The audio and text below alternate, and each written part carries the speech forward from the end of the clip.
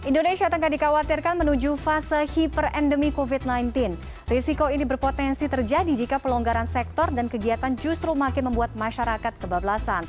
Lalu, skenario apa yang harus dipersiapkan? Kami bahas bersama Hermawan Saputra, Dewan Pakar Ikatan Ahli Kesehatan Masyarakat Indonesia. Selamat malam, Pak Hermawan.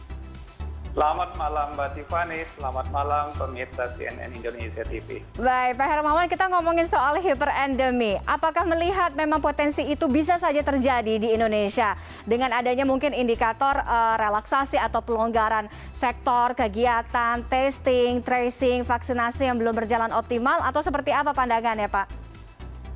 Pertama kita menjelaskan dulu ya, hiperendemi ini suatu situasi yang tidak kita harapkan. Hiperendemi ini suatu situasi yang merujuk pada kejadian yang persisten.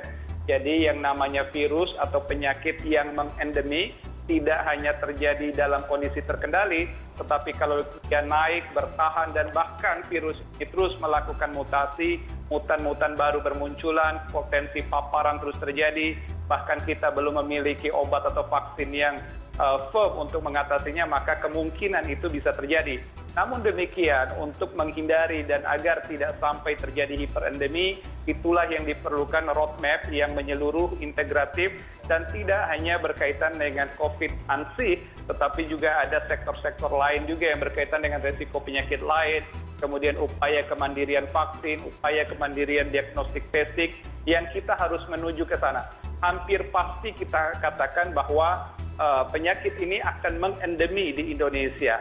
Kenapa hampir pasti? Oleh karena kita belajar dari penyakit-penyakit lain juga, seperti halnya penyakit malaria, penyakit tuberkulosis, yang sebelumnya penyakit-penyakit ini juga terjadi di berbagai belahan dunia, tapi di Indonesia juga masih terjadi. Walau misalnya tuberkulosis sudah punya obat, sudah punya vaksin juga, tapi kasus ini masih tinggi di Indonesia. Sementara untuk COVID-19, penyakit ini belum memiliki obat. Adapun vaksin yang digunakan hampir dominan di belahan dunia masih dalam keadaan emergency use.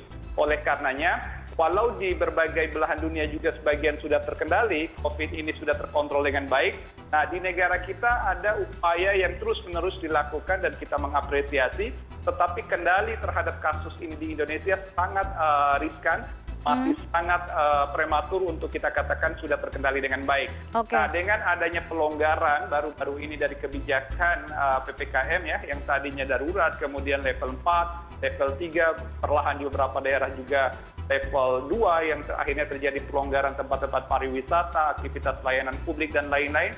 Ini potensi kenaikan kasus akan ada lagi. Setiap pelonggaran, melihat di 2020, awal 2021, dan di pertengahan 2021 di bulan Mei, dan akhirnya berdampak di Juni-Juli, selalu ada kenaikan. Nah, kita tidak berharap tentu saja kembali terjadi badai seperti halnya di bulan Juni dan Juli ketika kasus aktif menyentuh 500.000 kasus. Sekarang kasus aktif kita sekitar 90.000, kurang dari 100.000, tentu ini kabar baik. Tetapi seiring dengan pelonggaran yang terjadi, aktivitas yang luar biasa padat kembali di layanan publik, di fasilitas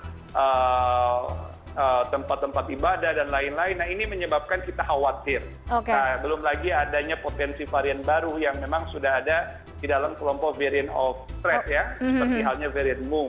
Mudah-mudahan tidak masuk ke Indonesia, tetapi roadmap itu menjadi sangat penting, adanya kesadaran dan juga kebijaksanaan dari pemerintah untuk tidak serta-merta kita euforia untuk membuka semua akses keramaian. Ini menjadi sangat penting, Mbak Tiffany. Nah, ini yang kita hindari.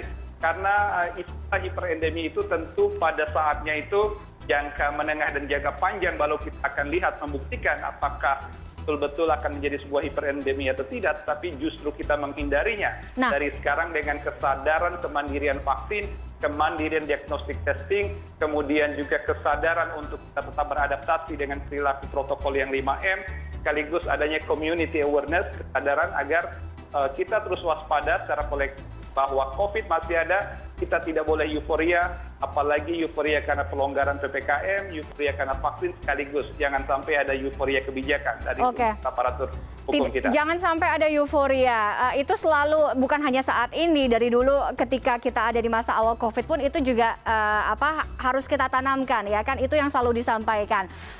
Kondisi sekarang seperti Pak Hermawan sampaikan bahwa kondisi kita itu berangsur membaik sebenarnya ya. Kita ada tadi di bawah 100.000, 90.000 dan kita harap pun itu akan terus turun.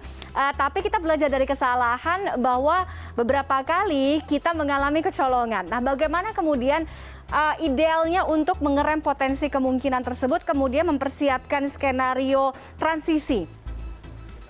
Ada 3 pendekatan. Pertama, pendekatan dari mobilitas atau interkonektivitas global. Maka misalnya pintu-pintu masuk internasional kita harus betul-betul dilakukan screening ketat, dan jangan sampai kita gegabah membuka akses terlalu lebar dan luas pada aktivitas pariwisata internasional, apalagi pada potensi turis yang datang dari wilayah yang sekarang sedang ada varian Mu dan varian Lambda ya, sama di wilayah Amerika Latin. Bahkan varian Mu ini sudah ada di Hong Kong dan Jepang. Jadi kita harus waspada dan hati-hati. Jangan sampai terulang seperti kisah varian Delta yang datang dari India, karena memang ada aktivitas interkonektivitas internasional yang terjadi. Yang kedua, di dalam negeri, bahwa di Indonesia, di berbagai daerah dan berbagai pulau yang ada, kasus itu tidak muncul secara bersamaan, juga tidak akan hilang bersamaan. Maka ada potensi efek pingpong namanya. Seperti halnya di DKI atau umumnya di Jabodetabek, kasus sebenarnya sudah mulai relatif sangat aksesibel untuk pelayanan bila ada kasus baru, dan risiko sudah mulai tertata dengan baik untuk dimitigasi. Tetapi kalau kita lihat DKI yang begitu terbuka dari jalur laut, jalur darat dan udara, potensi efek pingpong yang dari daerah-daerah yang sedang tinggi atau yang masih tinggi kasus itu masih mungkin terjadi. Dan oleh karena itu kebijakan tidak boleh drastis dan tidak boleh terlalu sama keterbukaannya untuk setiap daerah. Maka adanya harmonisasi kebijakan antar daerah itu harus dikontrol dan dihati-hati oleh pemerintah dalam pelonggarannya. Itu yang kedua. Yang ketiga, dari segi aktivitas active case finding sendiri, ada istilah ofensif, ada istilah defensif.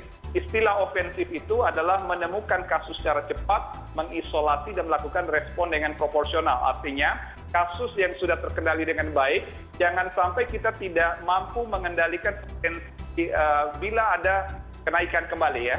Misalnya sekarang kan tempat-tempat pariwisata kan sebenarnya tahu yang mana yang akan dibuka. Tetapi di situ juga harusnya dilakukan systematic random testing.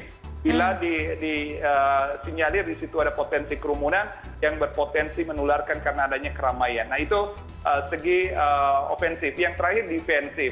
Bagaimana kita menguatkan pelayanan kesehatan kita di vaskes kita, dan juga kesiapsiagaan dalam keadaan bencana daruratan yang sempat kita over capacity yang pada akhirnya juga banyak kematian. Nah, kita berharap kalaupun ada orang yang jatuh sakit itu tidak parah, kalaupun ada yang parah tidak sampai meninggal dunia. Ini harus berkaitan dengan clinical governance namanya, tata kelola klinis, dan itu berkaitan juga dengan potensi dan kesiapsiagaan nakes di lapangan.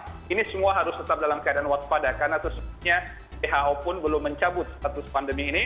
Sampai pada akhirnya WHO mengevaluasi dunia dan mencabut status pandemi, saat itulah negara-negara lain di dunia akan mengalami sebagian endemi, kasus bertahan dan tinggi, dan jangan sampai menjadi hiperendemi seperti topik siaran kita malam ini. Baik. Mudah-mudahan tidak akan pernah terjadi, makanya kita harus saling mengingatkan, ya kan, saling sadar, dan juga harus tetap waspada bahwa ini belum berakhir, sehingga jangan terlalu euforia berlebihan ya. Kita masih harus mengerem semua kegiatan kita. Terima kasih Pak Hermawan sudah bergabung dengan kami malam hari ini. Selamat malam Pak, sehat selalu.